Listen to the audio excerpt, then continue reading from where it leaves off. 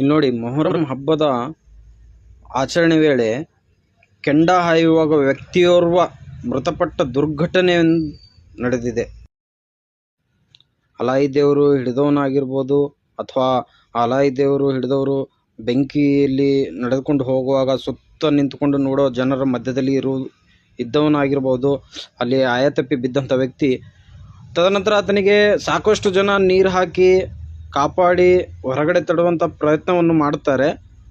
ಆದರೆ ದುರಾದೃಷ್ಟವಶಾತ್ ಆ ವ್ಯಕ್ತಿ ಬದುಕುವುದಿಲ್ಲ ಎಂಬ ಮಾಹಿತಿ ಸೋಷಿಯಲ್ ಮೀಡಿಯಾ ತುಂಬ ಹರಡುತ್ತಿದೆ. ಈ ದುರ್ಘಟನೆ ನಡೆದಿರುವುದು ನಮ್ಮ ರಾಯಚೂರು ಜಿಲ್ಲೆಯ ಮಸ್ಕಿ ತಾಲೂಕಿನ ಬೊಮ್ಮನಾಳ್ ಗ್ರಾಮದಲ್ಲಿ ನಡೆದಿದೆ.